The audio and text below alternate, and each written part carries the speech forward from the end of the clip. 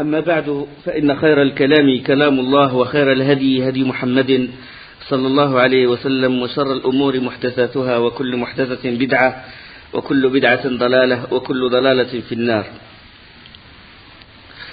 On va parler aujourd'hui de la grande bataille des fossés, Ghazwat al-Khandaq. Il a eu lieu à Shawwal en l'année 5 de l'Hégire.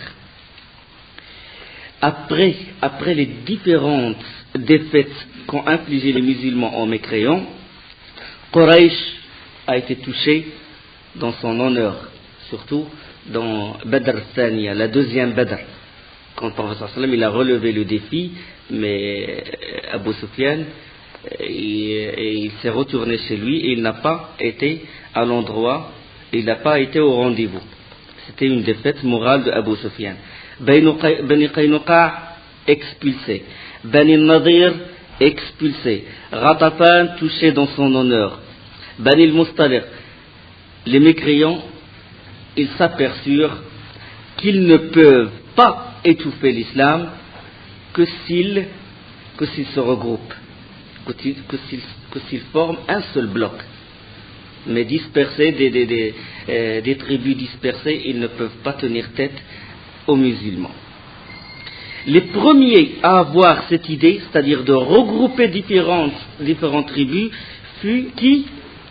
Les chefs de Bani Nadir, les juifs de Bani Nadir. Je sais que les Bani Nadir ont été expulsés de Médine, et c'est leur chef, comme Salam ibn Abi al-Huqayq, Huyay ibn Akhtab et d'autres, Kinanat ibn Rabi', ils formèrent une délégation et partirent au début la tournée diplomatique, si vous voulez. Ils sont partis à la Mecque, voir les Quraysh, parce que c'est les Quraysh, c'est les plus grands ennemis et les plus connaisseurs du prophète sallallahu alayhi wa sallam et des compagnons. Et alors, ils allèrent les voir pour les rallier à leur cause, et bien sûr les coaliser, former le hizb, les coaliser contre le prophète sallallahu alayhi wa sallam. Et les Qurayshites étaient aussi disposés à se venger pour les humiliations qu'ils avaient essuyées.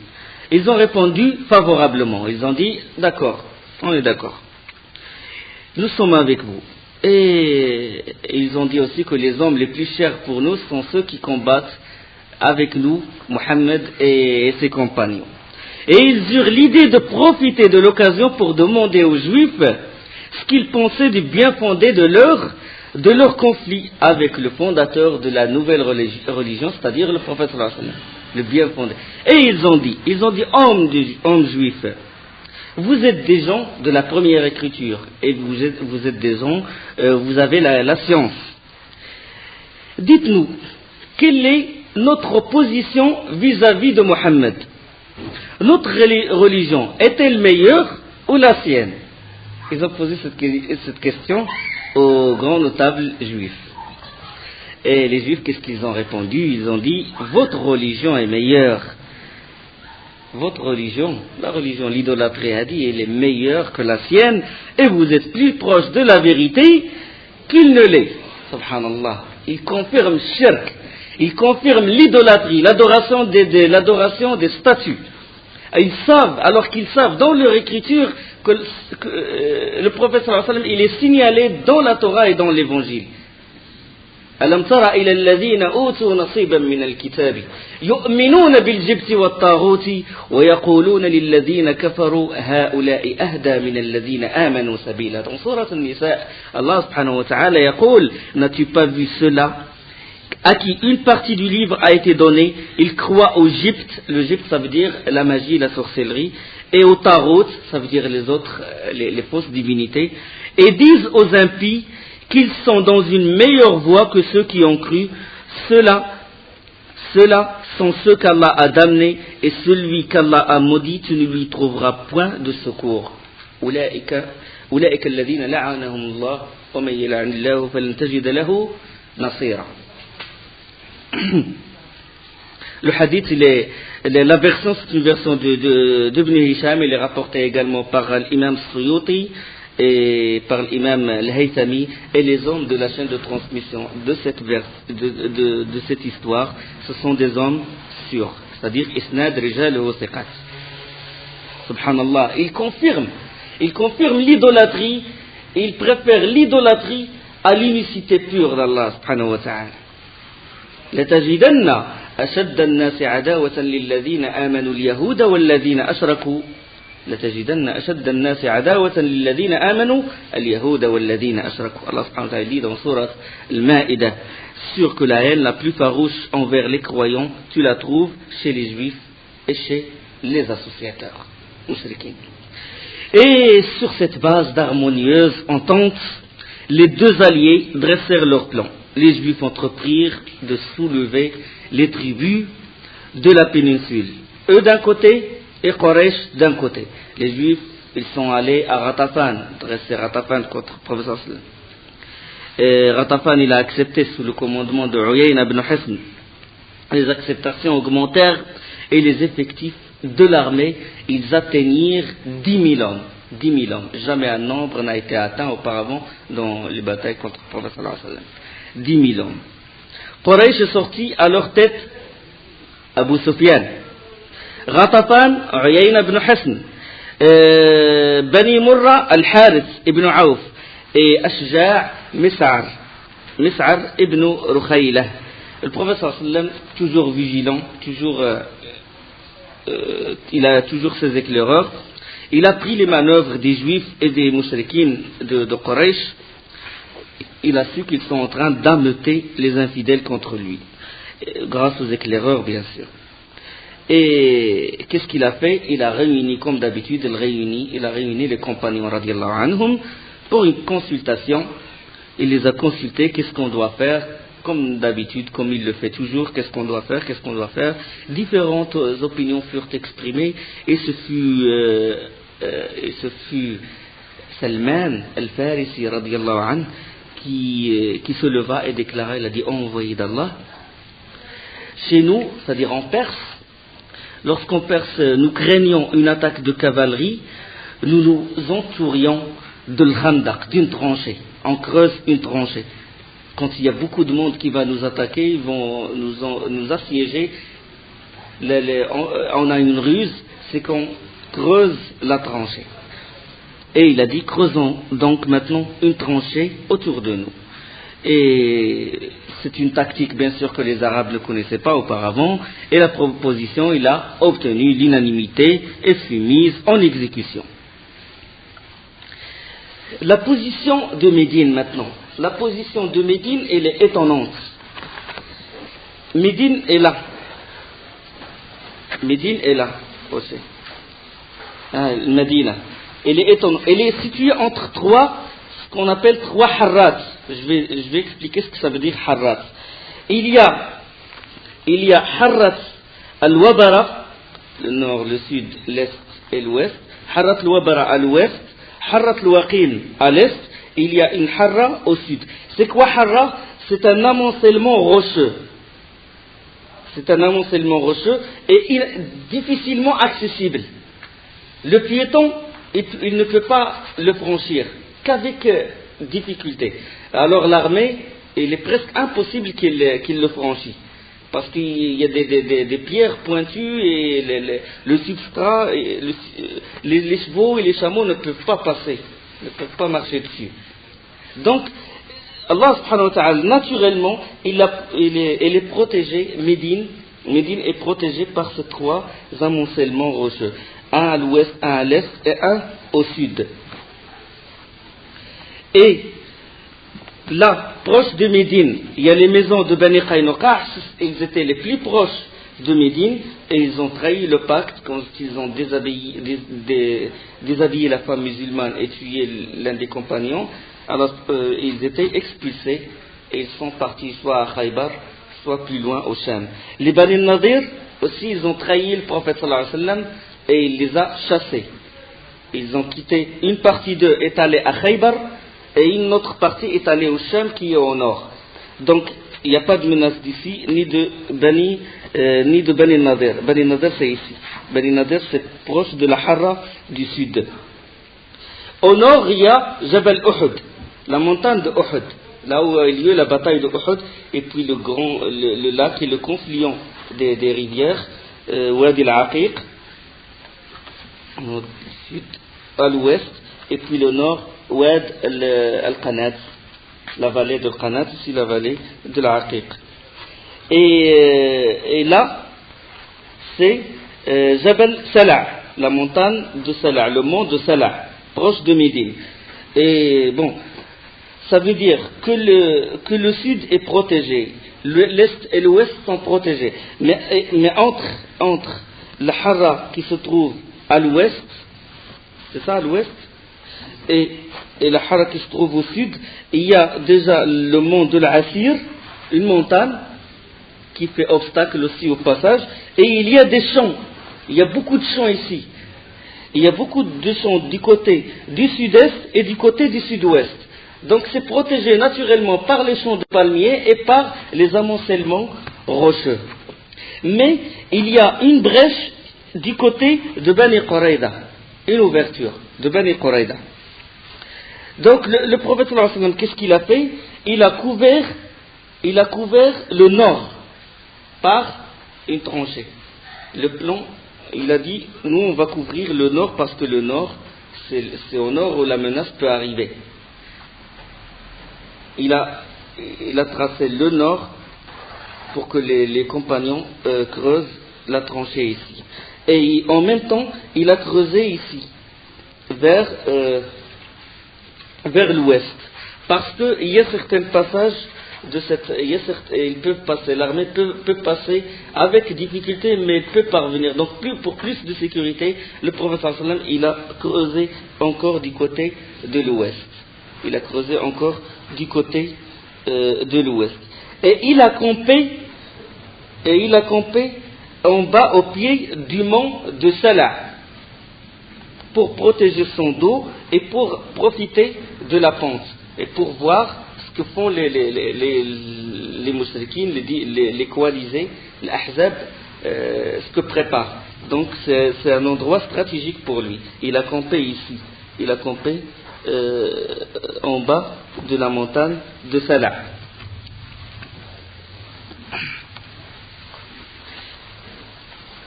Donc c'est la seule menace qui peut venir, c'est celle du sud-est. C'est celle de Bani Quraïda, la seule menace. Et Bani Quraïda, ils ont un pacte avec le prophète sallallahu alayhi wa sallam. On sait que le prophète sallallahu alayhi wa sallam, quand il est rentré à Médine, il a fait des pactes avec les Juifs. Donc la brèche, elle se trouve du côté de Bani Quraïda.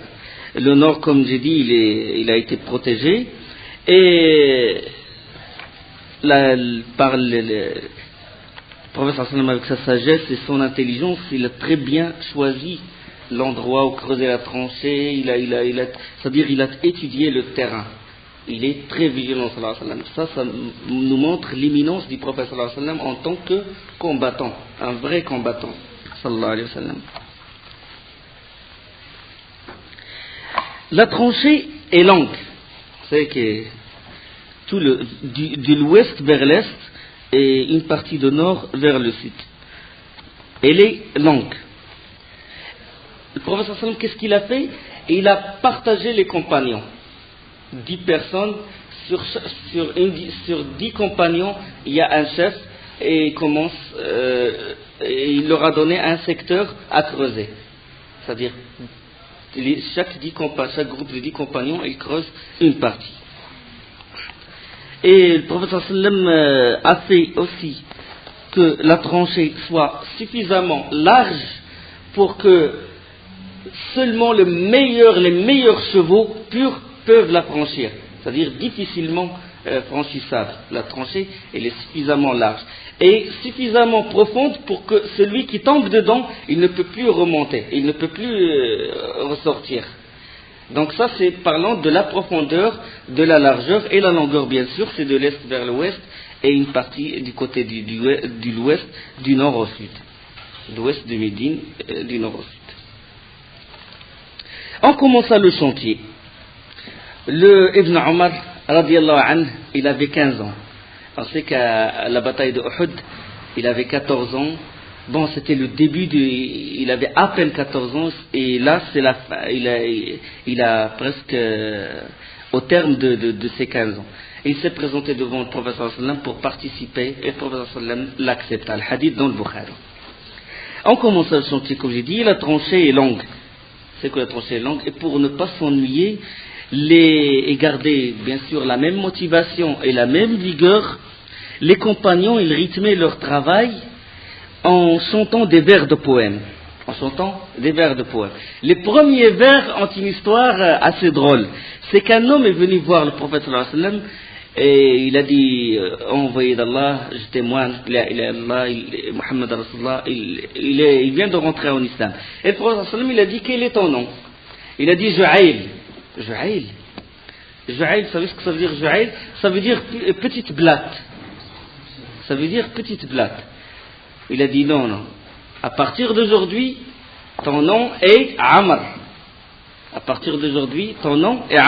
Et ceci, il inspira aux compagnons ces vers de poème. Ils disent Sammahu ba'da Ju'aylin Amra, wa kana lil ba'is yawman zahra. Il a changé son nom Ju'ayl en Amr, et ce jour-là, il a bien aidé ce pauvre homme. Ils ont fait ce... Et les compagnons commençaient à chanter en refrain ce couplet, et le professeur en même temps il répète avec eux, à la fin quand ils disent Amra, quand ils disent Zahra, il dit Zahra. Et ils se mirent également à scander la formule qui avait jadis servi à rythmer la construction de la mosquée du prophète sallallahu alayhi wa sallam. Masjid al-Rasul sallallahu alayhi wa sallam, qu'est-ce qu'il disait? Allahumma اغفر للأنصار والمهاجر اللهم لا عيش إلا عيش الآخرة فاغفر للأنصار والمهاجرة. C'était ce couplet-là qu'il disait. Oh Allah, il n'y a de bien que celui de l'au-delà, pardonne aux Ansar et aux émigrants.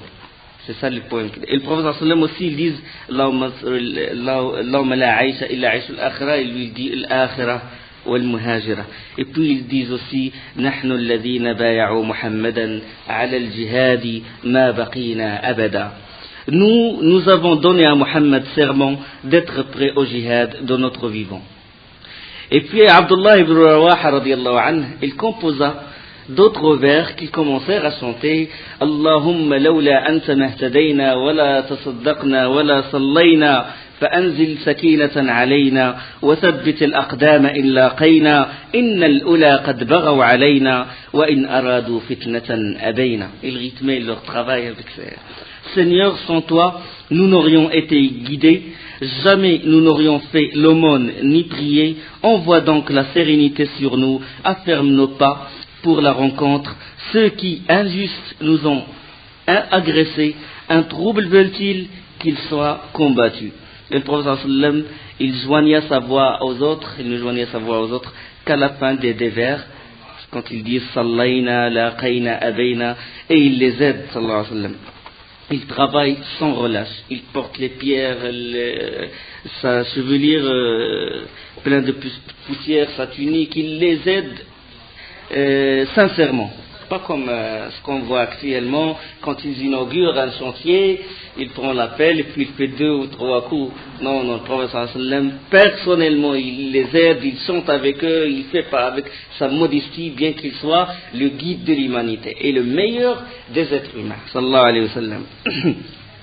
Et lorsque quelqu'un voulait rentrer chez lui, parmi les compagnons, il demande permission près du prophète sallallahu alayhi wa sallam. Quand il se fatigue, il dit envoyé d'Allah, laisse-moi rentrer chez moi, on l'a dit pour boire ou manger ou voir ce qui se passe chez lui à la maison, etc. Et le prophète sallam, il lui autorise. Mais les hypocrites, qu'est-ce qu'ils font? Les hypocrites, ils font semblant de travailler et ils se retirent.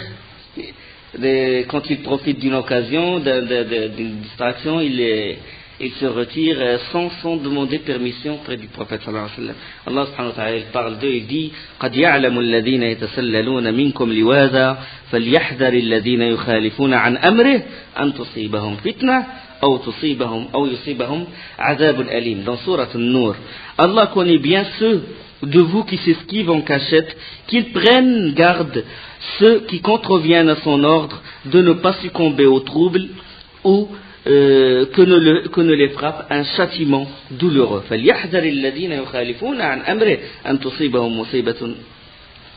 تصيبهم فتنة أو يصيبهم عذاب أليم. Et Allah subhanahu wa ta'ala, il loua les compagnons, il a dit إنما المؤمنون الذين آمنوا بالله ورسوله وإذا كانوا معه على أمر جامع لم يذهبوا حتى يستأذنوه إن الذين يستأذنونك أولئك الذين يؤمنون بالله ورسوله فإذا استأذنوك لبعض شأنهم فأذن لمن شئت منهم واستغفر لهم الله إن الله غفور رحيم. Les vrais croyants sont ceux qui croient en Allah et en son messager et qui, lorsqu'ils sont en sa compagnie pour une affaire commune, ne s'en vont pas avant de lui avoir demandé la permission. Ceux qui te demandent cette permission sont ceux qui croient en Allah et en son messager. Ceux qui te demandent permission sont ceux qui croient en Allah et son messager. Ceci est rapporté par Ibn Ishaq et par Al-Bayhaqi dans Dala'il al-Nubuwah. D'autres hypocrites, ils demandent permission, mais qu'est-ce qu'ils disent? Ils demandent permission, mais juste pour s'enfuir. Ils disent au prophète sallallahu alayhi wa sallam, ils disent nos demeures sont sans protection. Nos demeures sont sans protection et on a peur pour nos femmes, on a peur pour nos enfants. Et le prophète sallallahu alayhi wa sallam, il les autorise. Parce qu'ils jugent l'extérieur. Les musulmans ne jugent que l'extérieur. Ils les autorisent de partir et de ne pas travailler. Mais Allah subhanahu wa ta'ala, il a dévoilé ce qu'il y a dans leur cœur. Allah subhanahu wa ta'ala yaqul wa yasta'dinu. Ça c'est dans Surat Al-Ahzab. Dans Surat Al-Ahzab, il parle de ce qui s'est passé dans la bataille de l'Ahzab. Vous êtes d'accord? Al-Hashr, c'est Bani Nadir. Surat Al-Imran, il parle de Uhud. Surat Al-Anfal, il parle de Badr. D'accord? يقول الله سبحانه وتعالى dans سورة الأحزاب ويستأذن فريق منهم النبي يقولون إن بيوتنا عورة وما هي بعورة إن يريدون إلا فرارا. Un groupe d'entre eux demande au prophète la permission de partir en disant nos demeures sont sans protection alors qu'elles ne l'étaient pas, ils ne voulaient que s'enfuir. Allah subhanahu wa ta'ala, il a dévoilé ce qu'il y a dans leur cœur. Et pendant que les compagnons ils creusaient, des fois ils atteignirent des endroits qui sont des rochers que personne ne peut casser. C'est-à-dire ils utilisent leurs ustensiles, leurs pioches, etc. mais ils ne parviennent pas à les casser. Et selon le hadith de Jabir, Jabir radiallahu anhu, il a dit nous allons dire au prophète sallallahu alayhi wa sallam voilà une pierre qui arrête nos travaux. Ça c'est un hadith qui est dans le Bukhari et Muslim. Il est rapporté également par Al-Hakim. Et le prophète sallallahu alayhi wa sallam a dit attendez je vais descendre. Et il est descendu sallallahu alayhi wa sallam dans la tranchée et il se leva Jabir radiallahu anhu, il dit il se leva donc portant une pierre attachée sur son ventre parce que à cause pour calmer la douleur de la faim, il met une pierre dans son ventre sallallahu alayhi wa sallam. Et les compagnons eux aussi, parce que c'était un moment de grandes épreuves et un moment de famine, un moment de souffrance. Le prophète sallallahu alayhi wa sallam, il n'a pas mangé 3 journées entières. 3 journées il n'a pas mangé, d'après ce qu'a dit Jabir radiallahu anhu. Et il saisit la pioche et en frappa la pierre. Cette pierre-là qui bloquait le travail des compagnons. Et la pierre s'est transformée en sable coulant comme ça. Subhanallah. Il y avait beaucoup de miracles durant cette bataille. Pourquoi? Parce que déjà c'était un moment de grande épreuve et il fallait qu'il y ait des miracles pour soutenir, pour raffermir les cœurs des compagnons radiallahu anhum. Et puis Jabir, quand il a vu le prophète sallallahu alayhi wa sallam dans cet état, avec la pierre, avec son ventre, mettant la pierre sur son ventre, et qu'est-ce qu'il a dit au prophète sallallahu alayhi wa sallam? Il a demandé permission, et le prophète sallallahu alayhi wa sallam l'a laissé partir, puis il est allé voir sa femme, Suhayla bint Mas'ud al-Ansariya radiyallahu anha. Et il a dit j'ai vu le prophète sallallahu alayhi wa sallam souffrir d'un mal vraiment insupportable, as-tu quelque chose à manger? Et Suhayla radiyallahu anha, il a dit nous n'avons rien, nous avons juste une petite quantité d'orge et une chevrette. Ils égorgèrent la chèvre émoulurent l'orge. Ils placèrent la viande dans la marmite, ils préparèrent la pâte, etc. Puis Jabir, quand il s'apprêta à sortir, sa femme, radiallahu anha, Suhayla, lui a dit, attends, lui a dit, ne ramène que 3-4 personnes, ne m'humilie pas devant le prophète sallallahu alayhi wa sallam. Nous n'avons qu'une petite chevrette et juste une petite quantité d'orge. Et il est allé voir le prophète sallallahu alayhi wa sallam et il murmura au prophète sallallahu alayhi wa sallam dans l'oreille. Et il dit, envoyé d'Allah, j'ai un modeste repas à vous offrir. On a égorgé une petite chèvre et on a moulu une petite quantité d'orge. Et le prophète sallallahu alayhi wa sallam s'écria, ô gens de la tranchée, Jabir nous invite à un repas, venez tous. 1000 hommes travaillaient dans la tranchée. Jabir, quand il a vu ça, il a couru directement chez sa femme. Il a dit, attention, ce n'est pas 3 ou 4 personnes, c'est tous ceux qui travaillent dans la tranchée. Et Suhayla radiallahu anha commence à lui reprocher, il a dit, malheur sur toi, pourquoi tu lui as pas dit ceci? Il a dit, si, je lui ai dit, j'ai dit à l'envoyé d'Allah qu'on a juste une chevrette et juste une petite quantité d'orge. Et puis Suhayla, quand il a entendu ceci, il s'est calmé, il a dit, Allahu wa rasuluhu a'lam, puisqu'il connaît la quantité de notre repas et qu'il a appelé tout le monde, Allah, il est plus connaisseur ainsi que son envoyé. Par conviction totale d'une femme, il a dit que quelque chose de spécial, que le prophète sallallahu alayhi wa sallam, il n'agit pas comme ça. Il sait ce qu'il fait, sallallahu alayhi wa sallam. Il a dit, Allahu wa rasuluhu a'lam. Et le prophète sallallahu alayhi wa sallam les invita, et il a dit, rentrez, 1000 hommes, comme ça, il a dit, rentrez sans vous bousculer, et puis il se mit à couper le pain en morceaux, et il a mis une toile sur la marmite et une toile sur le four où se préparait le pain, et il sort le pain et il met la viande dans le pain et il donne aux compagnons. Et il répète la même opération jusqu'à ce que tout le monde a mangé. Subhanallah, Allah, il a donné la baraka dans cette viande et il a donné la baraka dans le pain. Et il a 1000 hommes. Hadith authentique de Jabir radiallahu anhu, dans le Bukhari et dans le Muslim. 1000 hommes, subhanallah. Et ce qu'il y a dans la marmite n'a pas changé. Et le pain est resté jusqu'à ce que Suhayla radiallahu anha, il a donné à ses voisins, à tout le monde qui l'entoure. Et la baraka, il est resté dans cette viande-là et dans ce pain-là. Donc c'est un miracle du prophète sallallahu alayhi wa sallam. Une autre pierre, parce que chaque fois il creuse, puis il trouve un obstacle. Une autre pierre, très dure, les arrêta et ils veulent la soulever cette pierre, ils veulent la creuser, mais ils n'ont pas parvenu à la creuser. Et le danger, il s'approche parce que la moindre faille, le moindre endroit qui n'est pas vraiment bien creusé, les kuffars, ils peuvent le franchir. Et ils appelèrent le prophète sallallahu alayhi wa sallam. On dit, on va consulter le prophète sallallahu alayhi wa sallam. Ils l'ont appelé, puis le prophète sallallahu alayhi wa sallam a pris une pioche. Et cette version, elle est authentique, je trouve, l'imam al-Haythami, il la rapporte. Le prophète sallallahu alayhi wa sallam, il a pris une pioche, puis d'un coup comme ça, selon des versions, c'était Salman qui était en train d'essayer de creuser, de perforer cette roche. Et le prophète sallallahu alayhi wa sallam est descendu dans la tranchée, et puis il a pris la pioche, et puis il a dit Bismillah, et puis d'un coup, le tiers de ce rocher, il s'est fondu. Et puis le prophète sallallahu alayhi wa sallam s'écria Allahu Akbar. Allahu Akbar, sallallahu alayhi wa sallam. Il dit Allahu Akbar, Allah subhanahu wa ta'ala m'a ouvert les trésors de Sham, et je vois les palais rouges de Sham, des Romains. Et puis le deuxième coup, il a fait un deuxième coup, puis il s'écria, sallallahu alayhi wa sallam, Allahu Akbar, Allah m'a ouvert la Perse, et je suis en train de voir les blancs palais de Khosroès, de Kisra. Et le deuxième tiers de la roche s'est fondu, et puis le troisième coup, le prophète sallallahu alayhi wa sallam s'écria, Allahu Akbar, Allah m'a ouvert le Yémen, et je vois les portes de Sana'a, une ville du Yémen, depuis l'endroit où je suis.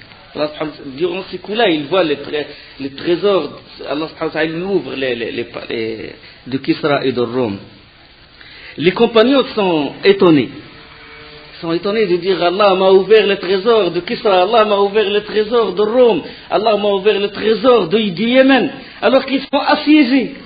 Ils sont assiégés, ils sont juste une minorité, et tous les tribus sont contre eux, et leurs femmes ne sont pas en sécurité. Comment le prophète sallam il dit ceci dans une situation pareille? Comment il dit ceci dans une situation pareille? Allah subhanahu wa ta'ala lui montre, et le prophète sallam est convaincu. C'est un miracle. Allah subhanahu wa ta'ala lui a montré ces trésors à cet endroit-là pour raffermir davantage les compagnons, pour leur dire qu'on a l'avenir devant nous et qu'on va sortir victorieux durant cette bataille et on va aller loin jusqu'à conquérir les Perses et les Romains et le Yémen. La bataille, quand le prophète sallam il a dit Allahu Akbar, Allah m'a ouvert les trésors des Romains, de Rome, la bataille de Yarmouk. La bataille de Yarmouk, il a eu lieu à l'année 14 de l'Hégire. Donc 9 ans, 10 ans après la bataille de Khandaq. La bataille de Yarmouk, les trésors, c'était Omar ibn Khattab qui l'a conquis. Et la bataille de Qadisiyya, c'était les trésors de Khosroès. Donc 9 ans, 10 ans après. La prophétie du prophète sallallahu alayhi wa sallam, elle s'est accomplie. Ce qu'il a dit, il s'est réalisé. Qui imagine que des gens assiégés de partout par les Arabes vont conquérir la Perse et le Romain? Qui imagine ça? Mais l'imam, subhanallah, conviction totale que le prophète sallallahu alayhi wa sallam, ce qu'il dit, ses promesses, ce qu'il a dit va se réaliser. Ils ont cru au prophète sallallahu alayhi wa sallam. Subhanallah, comment Allah il transforme la balance, le rapport de force, comment il le transforme par l'iman. Les croyants ont cru en cette promesse. Les hypocrites, certains commençaient à rire, ils ont dit, c'est vraiment étonnant. L'un de nous n'ose même pas faire ses besoins naturels en sécurité, et lui, il est en train de nous promettre Kisra et Rome. Il nous a promis que des promesses, il nous a donné que des promesses trompeuses. ما وعدنا الله ورسوله إلا غرورا. الله سبحانه وتعالى يقول في سورة الأحزاب وإذ يقول المنافقون والذين في قلوبهم مرض ما وعدنا الله ورسوله إلا غرورا. Et quand les hypocrites et ceux qui ont la maladie au cœur disaient Allah et son messager nous nous ont promis que tromperie. Surat Al-Ahzab verset 12. À peine la tranchée était-elle achevée que l'on apprit que l'armée de Quraysh s'approchait de Médine. Ils ont campé près de Uhud. Quraysh il a campé ici près de Uhud. Uhud est là, au nord. Quraysh ici, Ghatafan, et puis Bani Murra, Kinana et les autres tribus au nord. Comme ça. Ils ont campé près de Uhud au nord-ouest. Parce que le nord, le sud, l'est, l'ouest, au nord-ouest. Quraysh a envoyé ses éclaireurs, et à leur grande stupéfaction, ils découvrirent qu'un large fossé se creusait devant eux, avec en face une armée d'archers. Abu Sufyan, il allait s'assurer et s'approcha de la tranchée, et quand il a vu la tranchée, il a dit هذه حيلة لا تعرفها العرب. Ceci est une ruse que les Arabes ne connaissaient pas, ils doivent prendre ça d'ailleurs. Puis il a envoyé au prophète sallallahu alayhi wa sallam, il a dit as-tu peur? Et le prophète sallallahu alayhi wa sallam a répondu, il a dit la guerre est ruse. Harb Khuda. Les chefs des armées, des mécréants sont tombés dans la tourmente et ils se consultèrent. Il n'y a que deux solutions. La première, c'était essayer d'occuper les musulmans vers un endroit de tranchée et essayer de passer par d'autres endroits. D'accord? De les occuper par endroit et essayer de passer par autre endroit. La deuxième, c'était de les occuper au nord et d'essayer de passer par le sud-est. C'est-à-dire par qui? Par Bani Qurayda. Par Bani Qurayda. Donc c'était l'une des deux solutions à choisir. Après réflexion, Abu Sufyan, qu'est-ce qu'il a fait? Il a dit le meilleur moyen, plus pratique, plus facile, c'était d'essayer de persuader Bani Qurayza pour rompre le pacte avec Mohammed. Et qu'est-ce qu'il a fait? Il a envoyé qui? Huyay ibn Akhtab. On sait que Huyay ibn Akhtab, il faisait partie de Bani Nadir, qui était expulsé, et qui après a habité à Khaybar.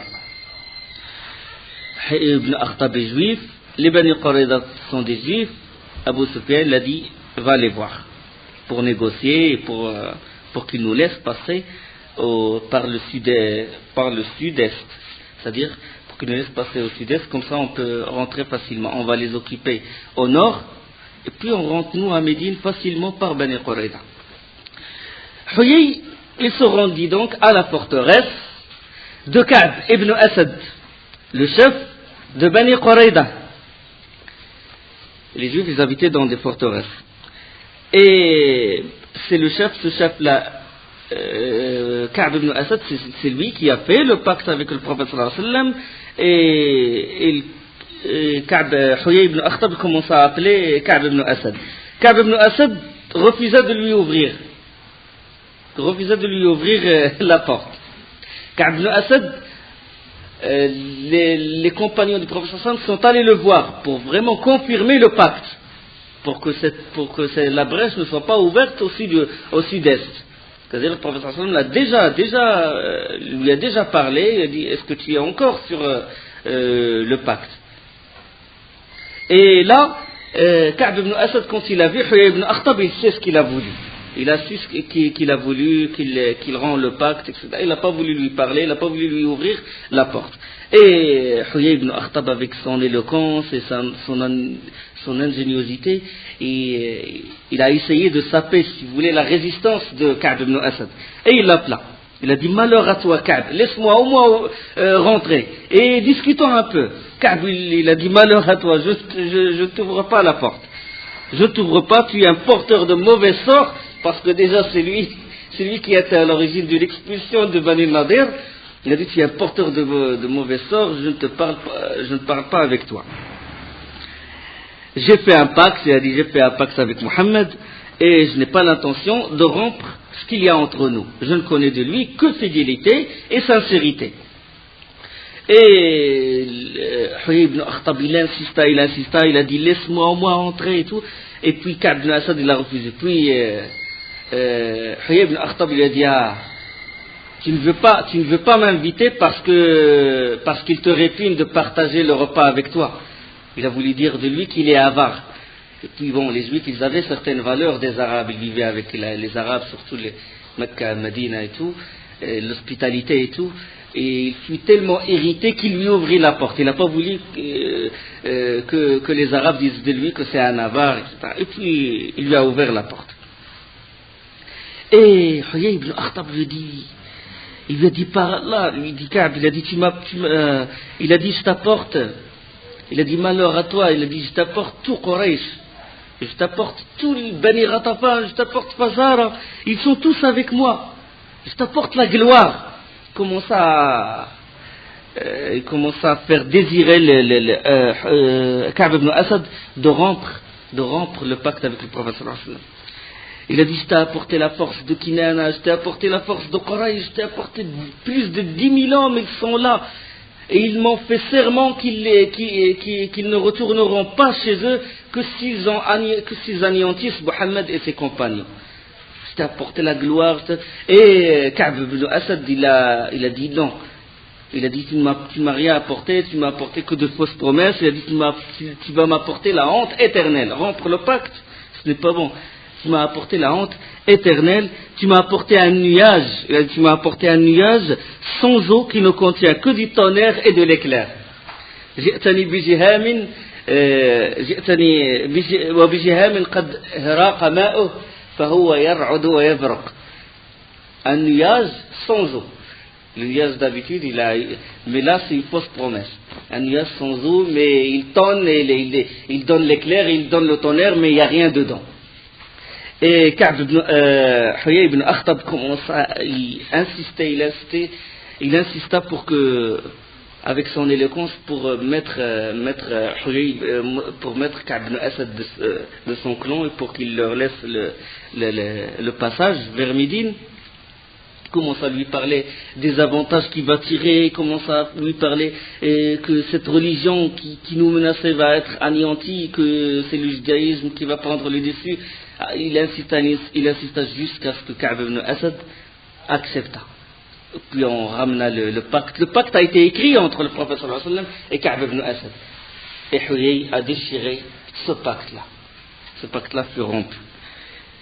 Il a fini par céder. Et le prophète sallallahu alayhi wa sallam, toujours vigilant, toujours il envoie les éclaireurs pour il voit toujours ces éclaireurs dans la ville, il voit ce qui se passe dans la ville, dans la forteresse des femmes, les enfants, et tout l'entourage. Et il les a envoyés, et puis il a eu le sentiment que quelque chose se passait chez Bani Qurayda, quelque chose d'anormal. Donc il fit mander qui? Il fit mander les deux Sa'd, Sa'd ibn Ubada ou Sa'd ibn Mu'az. L'un est le chef de Aws et l'autre est le chef de Khazraj. Il leur a dit, allez voir ce qui se passe chez Bani Qurayda. S'ils n'ont pas rompu le pacte, quand vous venez, vous le dites en termes clairs. S'ils ont rompu le pacte, dites-le, mais sous forme subtile, qui me soit compréhensible. Ne le dites pas clairement. Les deux Sa'd sont partis. À peine ils se sont rapprochés de la forteresse de Bani Qurayda, qu'ils furent accueillis par les insultes, les injures des Juifs. Et puis l'un des Sa'd, il a dit, malheur à vous, revenez, on a fait l'envoyé d'Allah, il a fait un pacte avec vous. Ils ont dit, quel envoyé d'Allah? De quel envoyé d'Allah tu parles, et de quel pacte tu parles? Nous sommes au courant de rien. Et Sa'd ibn Mu'ad, Sa'd ibn Ubada commença à les insulter. Comme ils insultent les deux Sa'd, lui il a commencé à répliquer, à répondre. Et puis l'autre Sa'd ibn Mu'ad, il lui a dit, il ne faut pas perdre le temps avec eux, parce que ce qu'il y a entre nous, ce n'est pas un simple échange d'insultes. Ce qu'il y a entre nous, c'est grave. Et ils sont retournés voir le prophète sallallahu alayhi wa sallam. Le prophète sallallahu alayhi wa sallam les a vus, et puis on dit, oh envoyé d'Allah, Adl wal Qara. La forme subtile. On dit Adl wal Qara. Qui Adl wal Qara? C'est les deux tribus qui ont trahi les compagnons lors de la Ghazwat al-Raji'. Ceux qui ont livré Khubayb et ceux qui ont livré d'autres compagnons à la tribu de Hudayl. Les deux petites tribus qui ont dit au prophète sallallahu alayhi wa sallam que ce sont des musulmans, qu'il faut qu'il envoie avec eux des gens connaisseurs, des gens de science pour leur apprendre le Coran, et ils les ont trahis. La grande trahison. Et le prophète sallallahu alayhi wa sallam, il a compris. Il a compris que c'est une grande trahison, puis il a dit, quand il a vu ça, il a voulu raffermir les compagnons, il a dit Allahu Akbar abshiru bin Nasr. Et la suite, Inch'Allah.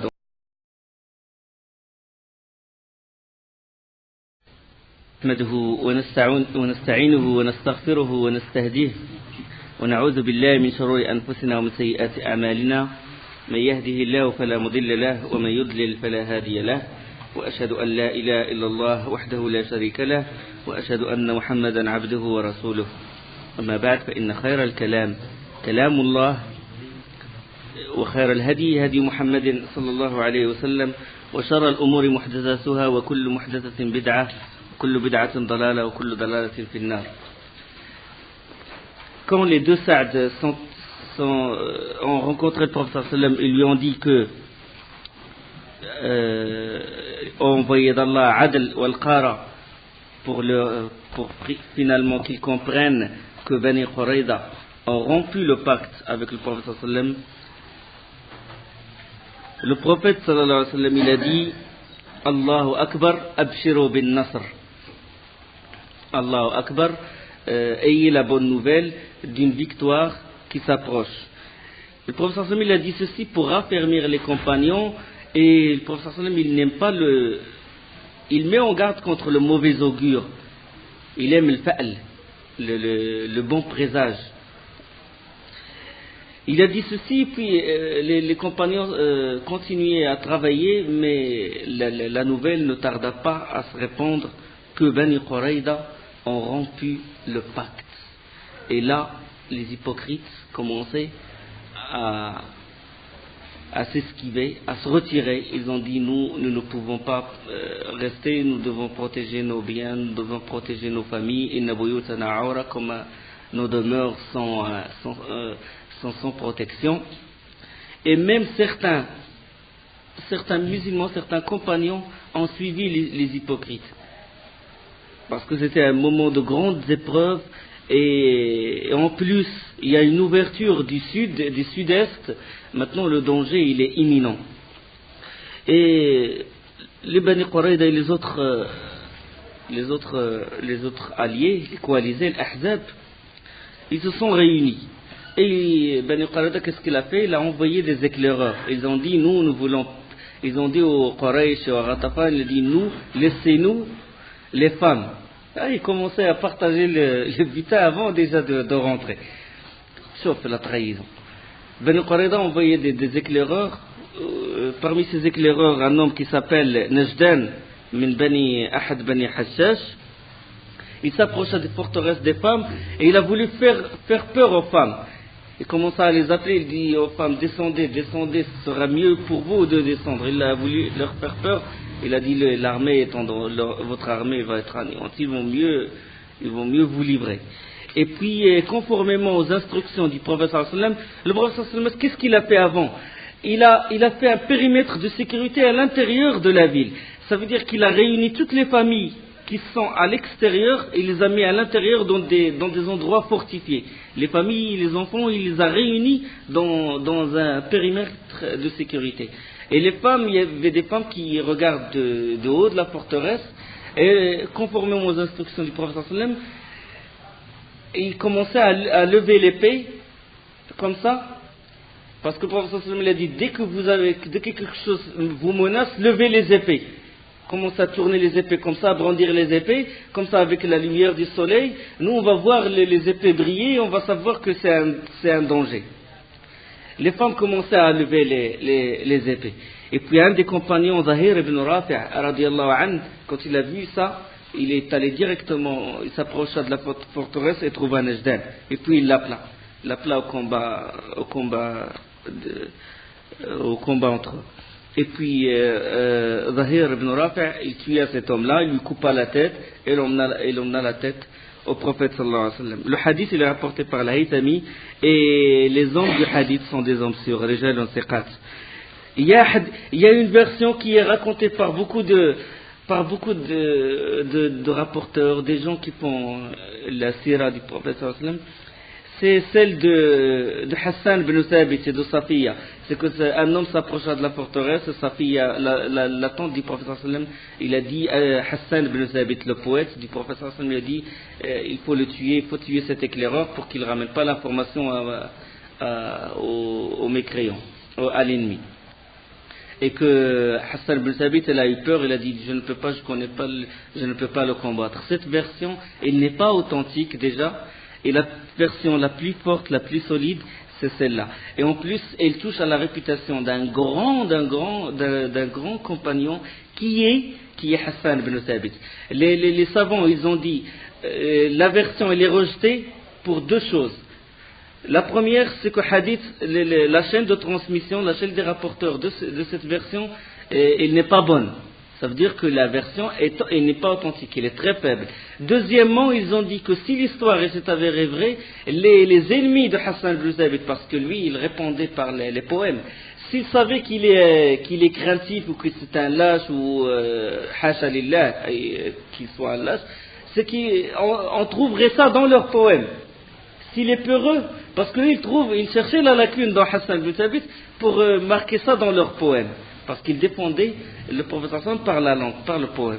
Le prophète sallam, il dit, réponds aux associateurs, et l'esprit d'Allah est avec toi, ça veut dire Ruh al-Qudus, ça veut dire Jibril est avec toi. Ça veut dire il défendait le prophète sallam. Donc cette version, on ne la prend pas. La version la plus authentique, c'est celle-ci, où les femmes des compagnons, ils brandissaient les épées, et les épées commençaient à briller, que Zahir ibn Rafi' il a vu le signal d'alarme, et il est allé tuer ce kafir. le courage des prophètes, le courage des femmes, radiallahu anhum, comment ils ont résisté aussi avec les hommes, comment ils ont résisté avec...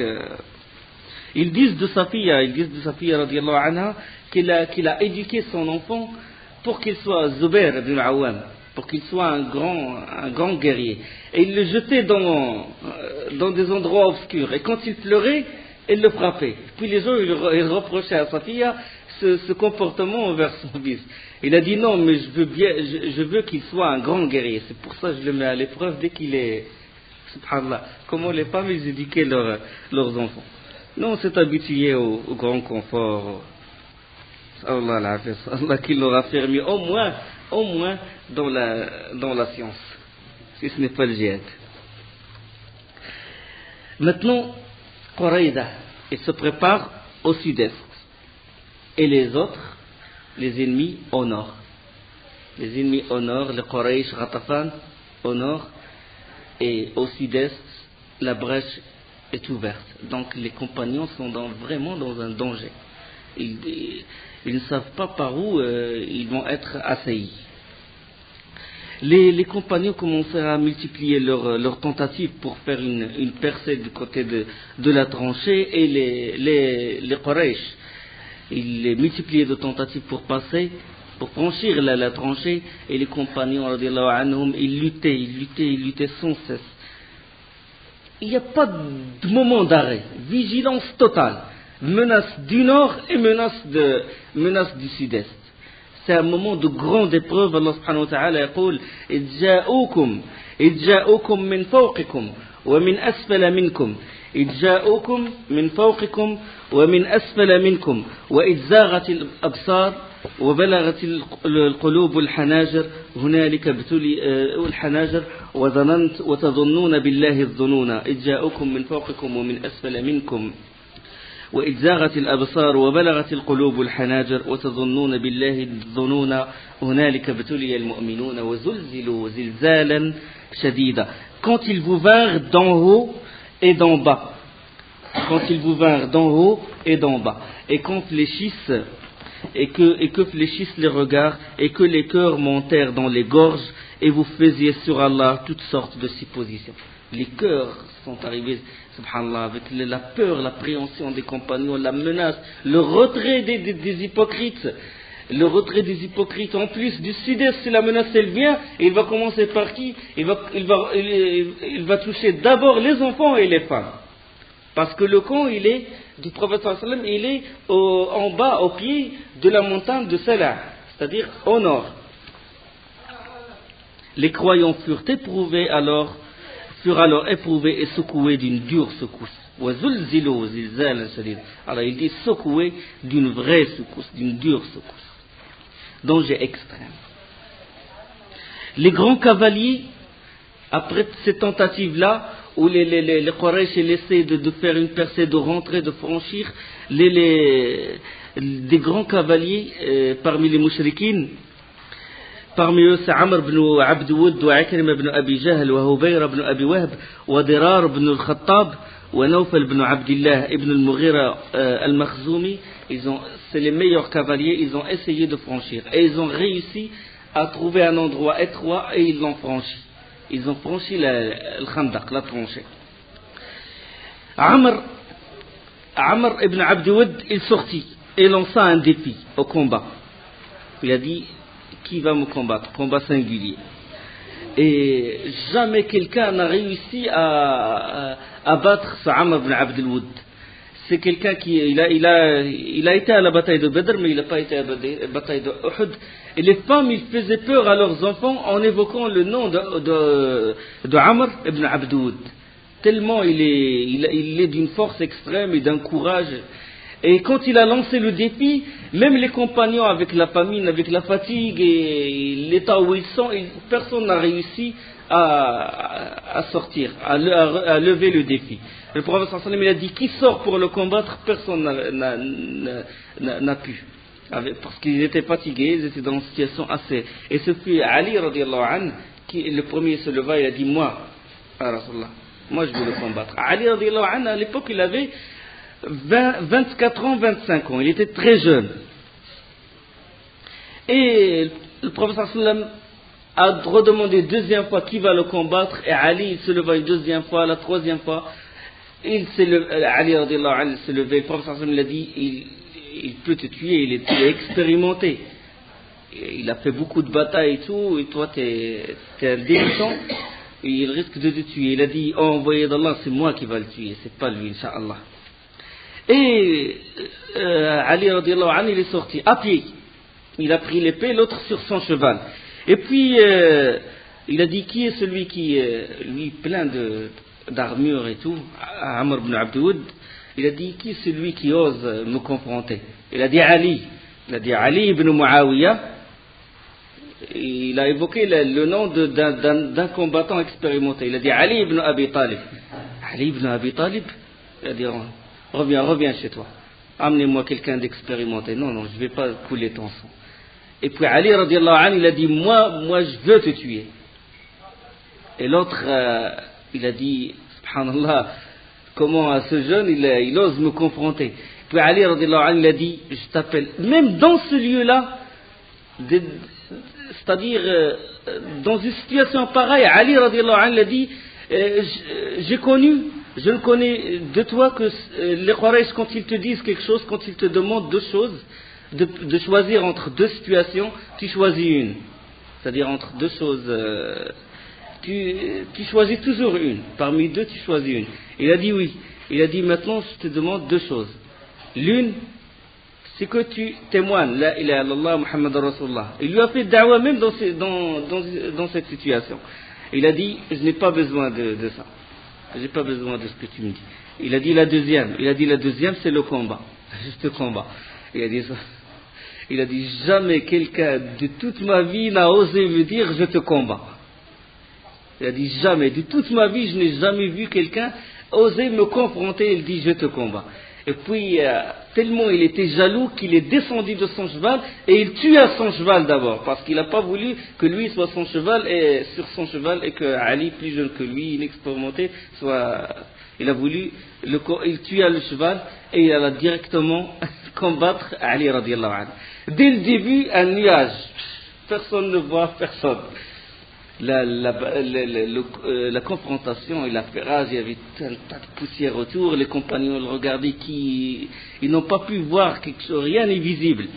Les Quraysh de l'autre côté de la tranchée, ils ne voient rien, qu'un nuage de poussière autour d'eux. Le combat, entre eux, il a fait rage. Et puis, au milieu de ce nuage-là, Ali radiallahu anhu, il s'écriait Allahu Akbar. Et le prophète, quand il a entendu Allahu Akbar, il s'écriait lui aussi Allahu Akbar. Et Ali radiallahu anhu sorta victorieux de ce combat.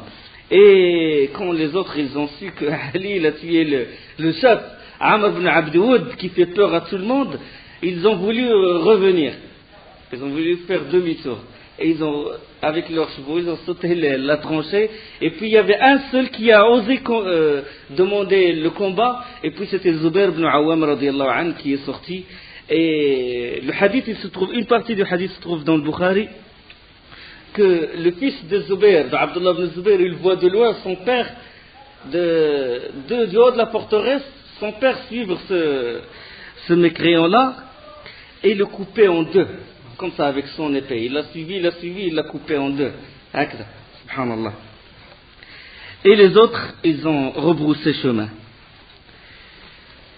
Les autres prirent la fuite. Le hadith, là, la version se trouve c'est Ibn Kathir. Et ce fut Ali radiallahu anhu et Zubair ibn Awam qui ont relevé le défi des mécréants.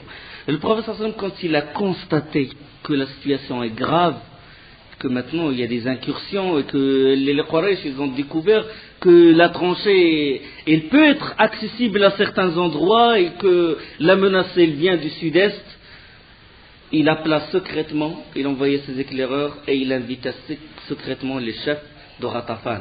Les chefs de Ratafan, la tribu de Ratafan qui se trouve à Najd, vers l'est, son but c'était quoi?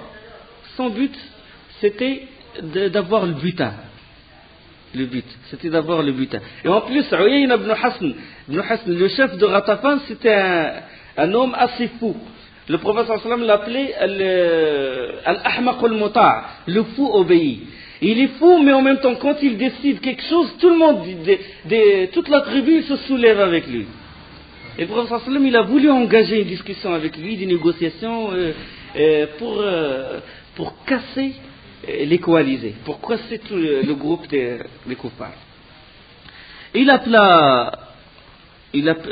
a organisé la rencontre, elle fut organisée secrètement.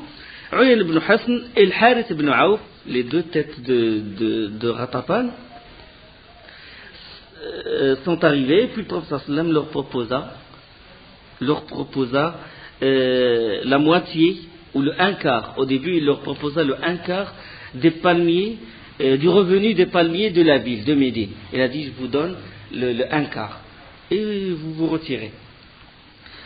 Et eux, ils ont refusé, ils ont dit non, nous voulons plus. Ils ont dit, nous voulons toute la récolte de Médine, des palmiers de Médine, toute une année.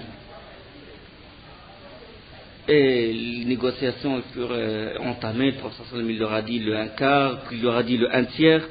Et quand eux, ils ont dit, donne-nous la moitié des dates de Médine, le prophète sallallahu alayhi wa sallam, il refusait, il a dit, je vous donne le un tiers. Le un tiers des revenus des palmiers de Médine. Et vous vous retirez, vous vous éloignez vous nous laissez tranquille. Quand ils ont su que le prophète sallallahu alayhi wa sallam, il insistait sur le un tiers, ils ont dit d'accord. Le un tiers, c'est bien. De toute façon, on est venu pour le butin. On va prendre un butin sans combat, sans que quelques-uns des nôtres soient tués. En plus, on n'est pas sûr si on va rentrer à Médine. Le un tiers, c'est d'accord. Il a dit, attendez, il faut d'abord que je prends l'avis des témoins. Ils ont rédigé le pacte, l'accord Hadak, ils l'ont rédigé. Il a dit, il faut les témoins. Il faut la signature, etc. Ils ont dit d'accord. Et il appela Saad ibn Mu'ad et Saad ibn Ubada. Il a dit voilà ce que j'ai fait, voilà les chefs de Ghatafan, ils sont là et on va signer un contrat, etc. pour qu'ils se retirent. Et les deux Saad, ils ont dit envoyé d'Allah. Est-ce que c'est la révélation? Est-ce que c'est Allah qui t'ordonne de faire ceci? C'est Amr, si c'est un ordre, on ne peut rien faire. Obéissance, soumission totale. Il a dit non. Et on dit envoyé d'Allah, c'est quelque chose que tu désires pour toi. Toi, tu l'as désiré.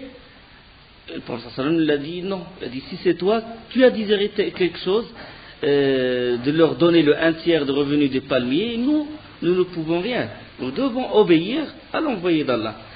Et puis, le prophète sallallahu leur a dit non. Et puis, ils lui ont dit, c'est quelque chose que tu veux pour nous?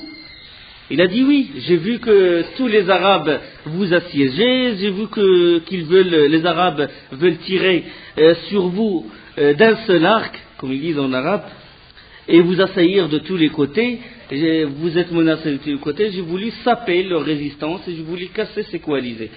Et puis Saad ibn Mu'ad, il répondit, il a dit, envoyé d'Allah, nous et ces gens étaient naguère des associateurs et dans l'idolâtrie. Avant, on était dans l'idolâtrie, nous et ces gens-là. Et dans le Jahiliya, ils n'osent pas prendre une date de Médine, sauf par hospitalité ou s'ils l'achètent. On était dans l'ignorance, on était loin de l'islam et pourtant on était des hommes. On ne les laisse pas manger une seule date de nos dates de Médine. Que par hospitalité, quand on les accueille chez nous, quand on les invite, on leur donne, ou bien ils les achètent. Maintenant qu'Allah subhanahu wa ta'ala nous a rendus puissants par l'islam et il t'a envoyé à nous, et maintenant qu'on est fiers de notre islam et qu'on a une vraie religion, on va baisser la tête devant eux. Wallah, envoyé d'Allah, on ne leur donnera rien du tout. On leur donnera que l'épée. Subhanallah, dans cette situation, elle a dit Wallahi la nu'atayhim illa as-sayf. On leur donnera que l'épée. Le prophète sallallahu alayhi wa sallam a dit aux autres, la délégation addicte de Ghatafan, a dit vous avez entendu ce que vous avez entendu, je ne peux rien faire, retournez chez vous. Oui, Ibn Hasn, il était étonné. Des gens assiégés de tous les côtés, puis Il a dit que ces hommes-là, c'est des hommes fiers, d'hommes d'honneur, c'est des vrais hommes. Et il est retourné à son camp pour aider toujours les Quraysh à combattre le prophète. L'échange de tirs toujours parce que il n'y avait pas de confrontation, il y avait la tranchée entre eux et il n'y avait pas de vraie confrontation, il y avait toujours l'échange de tirs de flèches. L'échange de tirs, il continua et les compagnons radiallahu anhum toujours vigilants à répondre et quand quelqu'un se fatigue, il fut remplacé par quelqu'un d'autre, et puis, comme ça, à tour de rôle, mais vigilance totale. Sa'd ibn Mu'adh, radiallahu anhu, se fait remplacer par un compagnon. Et puis, il est rentré chez lui, puis il s'est préparé et tout, il s'est reposé, et puis sa mère lui dit, dépêche-toi mon fils, ils sont en train de t'attendre. Et puis, Aïcha, radiallahu anha, il a vu Sa'd ibn Mu'adh, avec l'armure, mais du côté du bras et de l'épaule, c'était découvert. C'est-à-dire, c'était une armure qui ne le couvrait pas suffisamment. Il ne couvrait pas suffisamment Sa'd ibn Mu'adh. Et Aïcha, radiallahu anha, il a dit à la mère de Sa'd ibn Mu'adh, il a dit, j'ai peur pour lui qu'il reçoit un coup dans l'endroit qui n'est pas protégé. Et quand Sa'd ibn Mu'adh est revenu à son poste, et l'échange de tirs toujours il continue entre les Quraysh et les compagnons, Sa'd ibn Mu'adh il fut touché à cet endroit-là exactement à l'endroit qu'a craint Aïcha radiallahu anha. Et son sang commença à couler. Le prophète sallam il a enlevé cette flèche qui a touché Sa'd ibn Mu'adh, et le prophète sallam qu'est-ce qu'il a fait? Il a chauffé une barre de fer. Quand il a essayé toutes sortes de choses pour que le sang il s'arrête de couler, il met une barre de fer sur le feu et puis il l'a posé à cet endroit, à l'endroit de la blessure. Mais toujours le sang il coulait. Puis Sa'd ibn Mu'adh on le mit dans une tente dans la mosquée. Et puis on lui dressa rewaq, ce qu'on appelle rewaq, une tente, et il fut assisté par une femme, une des infirmières, des compagnons du prophète sallallahu alayhi wa sallam, Rafida radiyallahu anha. Il fut assisté par cette femme. Et le prophète sallallahu alayhi wa sallam, toujours dans la lutte, quand il a su que l'échange de tirs d'arc il continue toujours et qu'il n'y a pas un moment d'arrêt, et la vigilance des compagnons du prophète sallallahu alayhi wa sallam elle était totale, et il y a la menace du sud-est. Le prophète sallallahu alayhi wa sallam il contribue à lui aussi à défendre avec les compagnons, et en même temps il les encourage et il dit la ilaha illallah wahdah a'azza jundahu wa nasara 'abdah wa ghalaba al-ahzaba wahdah fala shay'a ba'dah. La ilaha illallah wahdah, il n'y a de vrai à adorer qu'Allah l'unique, il n'y a de vrai à adorer qu'Allah l'unique, il n'y a qu'Allah qui est en droit d'être adoré, lui l'unique. A'azza jundah, a donné la puissance à ses soldats. Wa nasara 'abdah, fait triompher ses serviteurs. Wa ghalaba al-ahzaba wahdah, et a prévalu sur les coalisés tout seul. Wa fala shay'a ba'dah, et rien n'est après lui.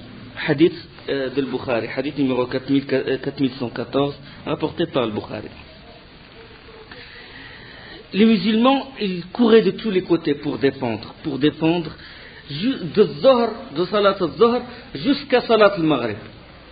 Pas un moment de repos, pas un moment d'arrêt.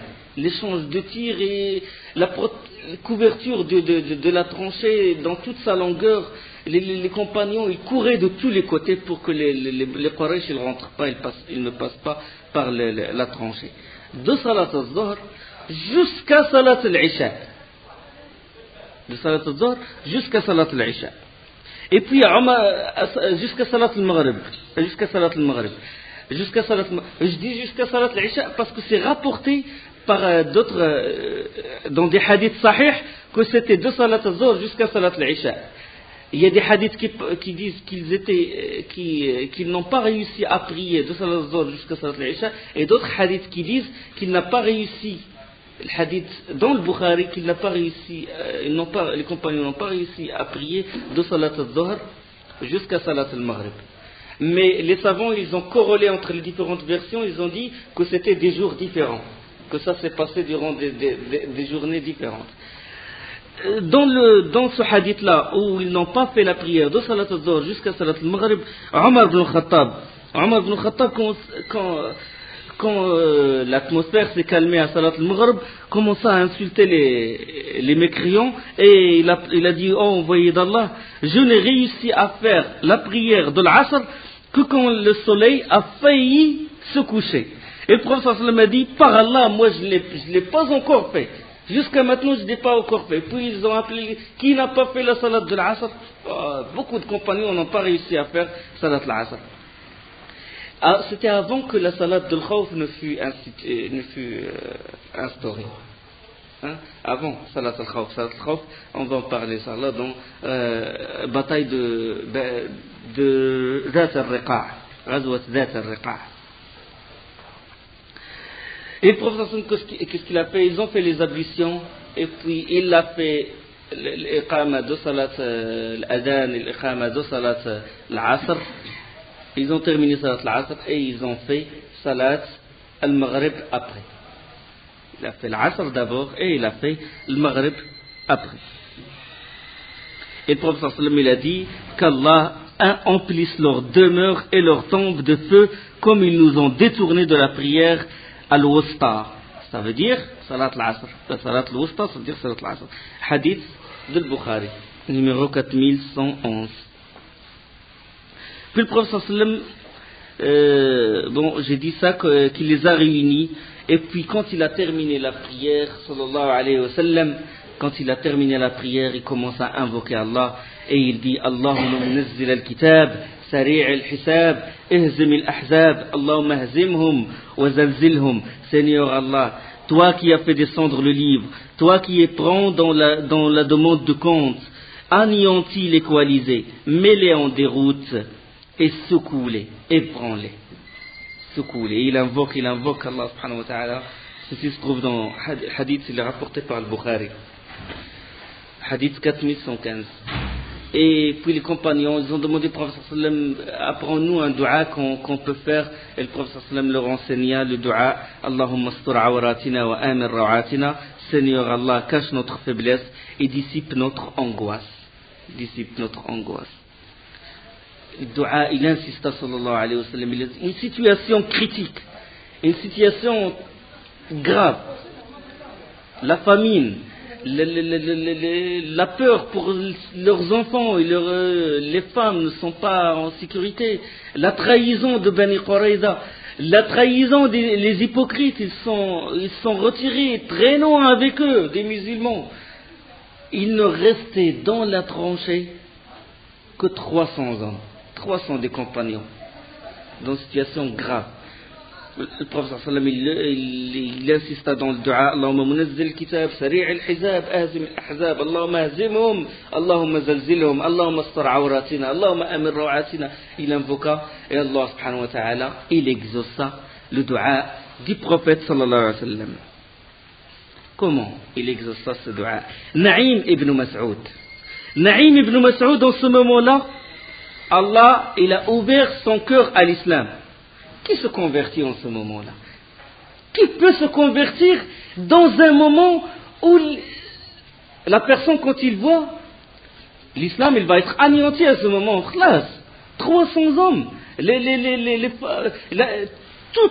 toute la péninsule arabique, tous les Ratafan, les grandes tribus, ça y est, s'apprêtaient à anéantir l'islam. Et puis Naïm ibn Mas'ud, ils embrassent l'islam, subhanallah. Dans ce moment-là, Ajib, Allah subhanahu wa ta'ala, il a ouvert son cœur à l'islam.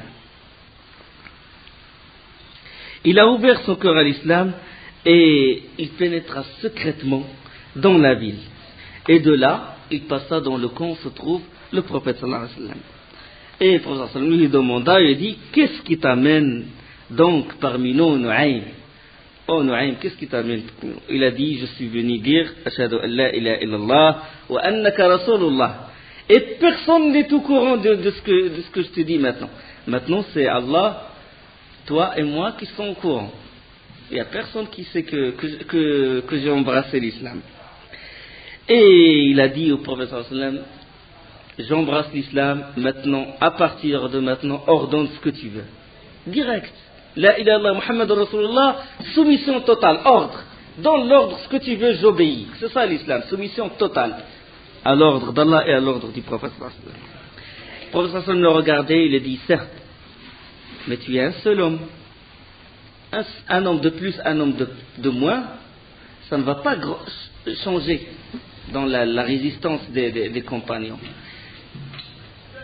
Tu n'es qu'un seul homme. Donc si tu trouves un moyen de casser ces coalisés-là, puisqu'ils ne sont pas au courant de ta conversion, fais-le. Khazdil anna. Il a dit ça à Nu'aym ibn Mas'ud. Il a dit, tu peux semer le trouble si tu veux, tu peux chercher un plan, puisqu'ils ne savent pas que tu t'es converti à l'islam, ils sont toujours sûrs que tu es parmi eux, donc essaie de semer le trouble entre les coalisés. Et puis Nu'aym radiyallahu anhu, il a dit, oh, envoyé d'Allah, je serais obligé de dire, ça veut dire de mentir. Et le prophète sallallahu alayhi wa sallam lui a dit, innama al-harb khuda'. La guerre est ruse, tu peux dire. Donc le mensonge, haram le mensonge, il est interdit, mais il est permis dans des situations précises. D'accord? Il est permis dans des situations précises. L'imam al-Nawawi, ça vous allez trouver dans Riyad Salihin, dans le chapitre quel est le mensonge qui est permis. Il a dit l'imam, rahimahullah, il a dit, la parole est un moyen d'atteindre des objectifs visés. Tout objectif noble, c'est-à-dire, noble, ça veut dire légiférer, shara'i, qu'on peut y parvenir sans recourir au mensonge, il est interdit de mentir. Si cet objectif, on peut y parvenir sans mentir, le mensonge est haram. Mais quand on ne peut y parvenir que par le mensonge, regardez bien ce qu'il dit, on ne peut y parvenir que par le mensonge, dans ce cas, le mensonge, il devient permis. D'accord? Si l'objectif désiré, recherché, est simplement autorisé, le mensonge devient autorisé. Si l'objectif est mubah, le mensonge devient mubah. Si l'objectif, qu'on peut y parvenir que par le mensonge, est obligatoire, le mensonge devient obligatoire. Obligé que tu mens. Par exemple, il a donné lui l'exemple. Un musulman pourchassé par les tawaris, par les kuffars, ils veulent le tuer. Et puis lui, il est rentré dans une maison. Et puis ceux qui veulent le tuer, ils t'ont trouvé, ils t'ont posé la question. Il est passé par où? Là, il devient obligatoire que tu mens. Tu dis pas que le mensonge est haram, il est passé par là. Tu mens comme ça, ton frère a des ennemis d'Allah. Non. Le mensonge, dans ce cas précis, il devient obligatoire. D'accord? Retenez-la comme elle est, comme ça. Et n'allez pas loin dans les interprétations. Si vous cherchez des interprétations, si vous voulez extrapoler ce genre de choses sur la réalité en vie, demandez aux savants.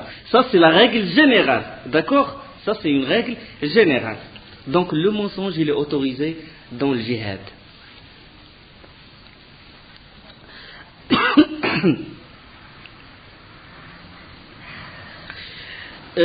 L'imam Muslim, il rapporte dans le hadith d'Umm Kalsoum, radiyallahu anha, il a dit, je n'ai jamais vu le prophète sallallahu alayhi wa sallam autoriser le mensonge que dans 3 cas.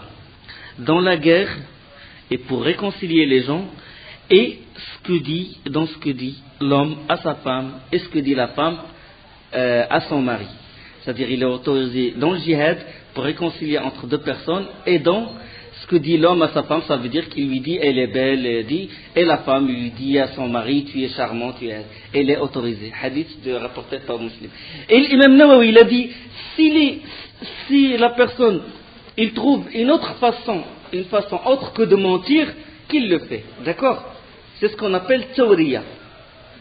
C'est-à-dire le mensonge, c'est le dernier recours, c'est le mensonge. Il essaie et il utilise toutes sortes de... il essaie d'insinuer, mais le mensonge c'est en dernier recours.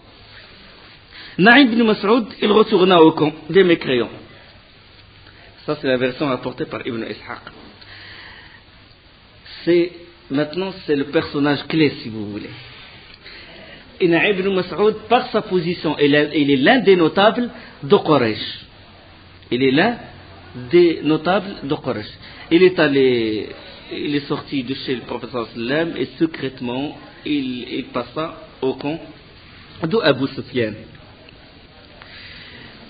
Il est le notable de Quraysh et en même temps il est l'allié de Ghatafan, et on sait qu'il avait l'habitude d'aller chez les juifs de Bani Qurayda.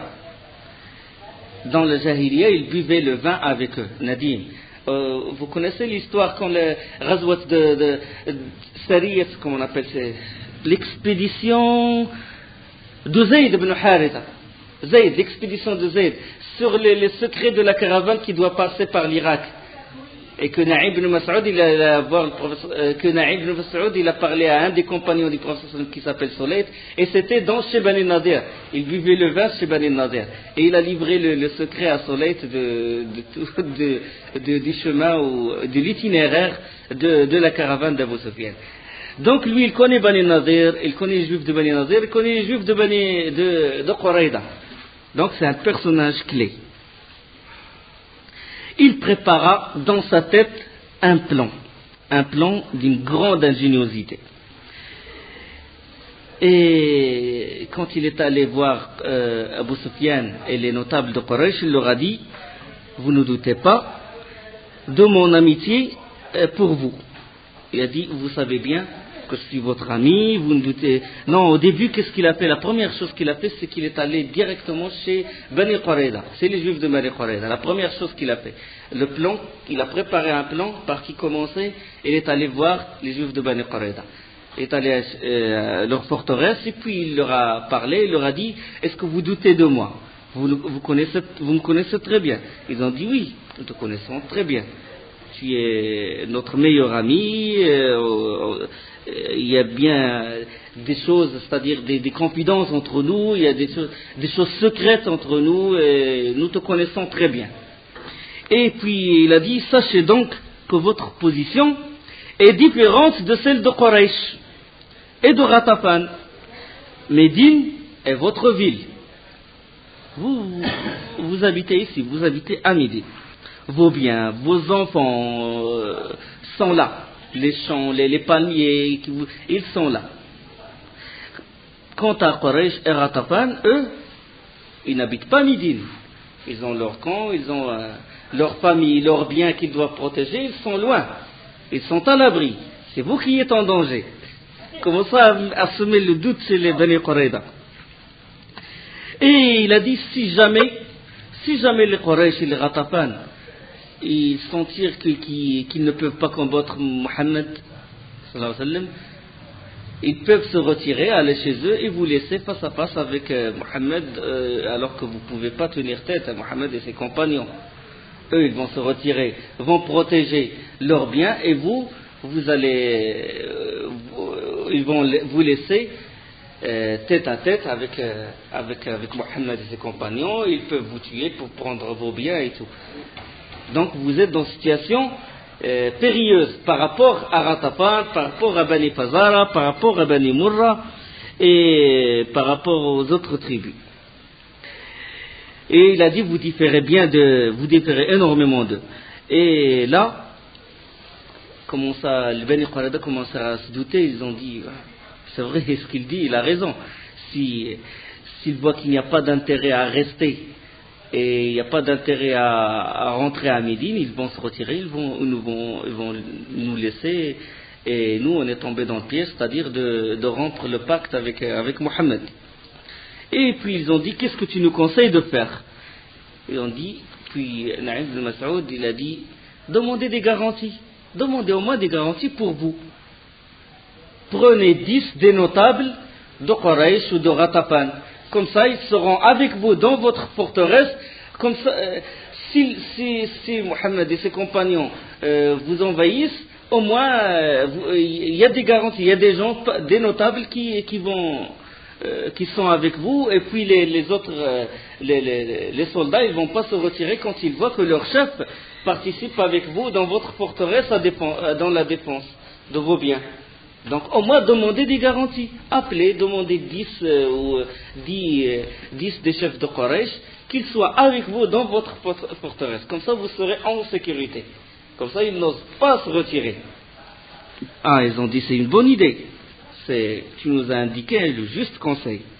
Et ce conseil fut accepté avec enthousiasme, car les Banu Qurayda eux-mêmes n'avaient pas cessé de nourrir les craintes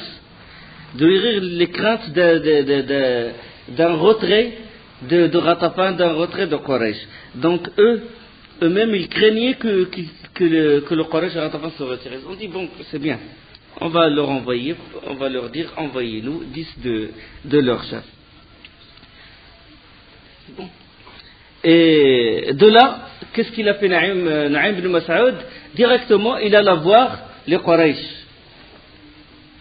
La deuxième étape du plan. Il est allé voir Quraysh, et puis il leur a dit, vous ne doutez pas de moi. Durant toute la période, presque un mois de siège, il était avec eux. Naïm ibn Mas'ud était avec eux. Donc comment ils douteraient de lui? Donc, l'un de leurs notables, ils lui font confiance, etc. Il a dit, vous ne doutez pas de moi. Il a dit, je vais vous dire une chose très importante, mais il faut garder le secret. On dit d'accord, on garde le secret. Il leur a dit, attention, Banu Qurayda, ils ont regretté le fait de rompre le pacte avec Mohammed. Ils ont regretté, et pour apaiser, pour calmer Mohammed, qu'est-ce qu'ils ont fait? Ils ont dit, est-ce que tu acceptes qu'on renouvelle le pacte? Et nous, pour te montrer qu'on est de bonne foi, on va combattre avec toi, et en plus, on va tuer 10 des notables de Quraysh et de Ghatafan en compensation à la rupture du pacte. Ghatafan et les Quraysh, ils ont dit, si c'est vrai ce que tu dis, alors là, nous sommes en danger. Nous sommes en danger. Et puis, Naïm ibn Mas'ud, comme il a dit, vous gardez le secret, vous ne le dites à personne. Abu Sufyan était mis en doute. Il a douté de ce qu'a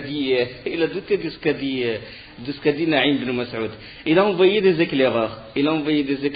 Pour une délégation à leur tête Ikrima ibn Abi Jahl, pour vérifier est-ce que c'est vrai ce qui s'est passé, est-ce que c'est vrai qu'ils ont voulu et ils avaient l'intention de livrer les notables de Quraysh Muhammad sallallahu alayhi wa sallam. Et ils ont dit, préparez-vous. Ils ont dit à Bani Qurayda, préparez-vous, demain on va combattre. Il faut qu'on combatte demain parce que plus d'un mois, et puis nos chevaux, nos chameaux, et ils dépérissent. Vous êtes dans vos demeures, dormis avec vos femmes et tout.